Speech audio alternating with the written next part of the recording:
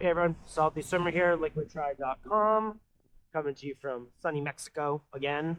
Today we're going to talk to you about marathon swimming and master swimming. Do they go together? Short answer, if you want to stop watching, yeah, they go together. So I think master swimming does fit in nicely with marathon swimming because it is a place for you to find community, to find swim buddies, and to really get faster. You'll have people who can help you with your technique. So if something looks off, your master swim coach or your fellow lane mates can give you some tips on how to fix your technique before things get out of hand. You're going to gain fitness. You're going to get a lot faster. So you should incorporate master swimming into your marathon swimming.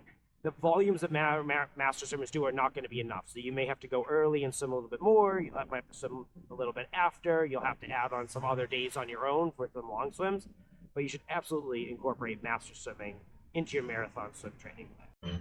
So with master swimming, in marathon swimming, there's a few nuances that you should consider outside of just the speed, like it's speed work and not enough volume. Depending on the swim you're training for, depending on how fast you have to get, where you are in your cycle, how often you go to master swimming may vary throughout your cycle. So early on in your cycle, when your volume is not high load, you might go to masters for all your workouts. But as you get into your bulk swim weeks, you get into your harder, your longer swims that are less intensity, you might want to back off because you want to nail your long swims. You don't necessarily want to be tired and have terrible technique going into, your back-to-back 6-hour swims, 7-hour swims, your long swim for the week.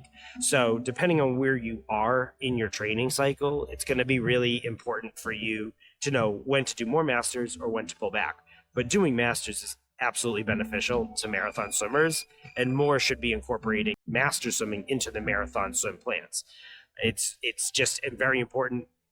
As the swimmer, you should feel empowered to know, hey, maybe doing 50s max effort on 2 minutes rest with paddles all out is not a great idea because it could tax your shoulders beyond the point you want to, tax them, leading to more injury. So you need to be strong enough to know when to pull back, when to push, and make sure that your master's coach is aligned with your goals. It doesn't mean he's going to tailor workouts or she needs to tailor workouts to your goals. It just means you're telling him, hey, I'm going to go drop a lane if we're doing this to a slower pace, or I'm going to try to move to this lane for faster pace endurance work. So I think it's just important to have clear communication with your master's coach and what you're training for, what you're doing, so that they understand when you're making moves, why you're making those moves, or they can also chime in and give some of their own 2 cents into your training to make sure that you're set up for success. And you should absolutely have if you're not sure, have your master's coach and your marathon swim coach talk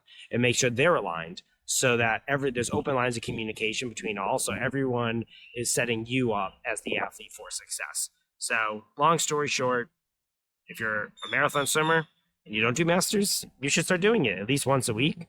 And if you're a master swimmer looking to make the jump to marathon swimming, you don't have to stop your master swimming to be a marathon swimmer. So there you go.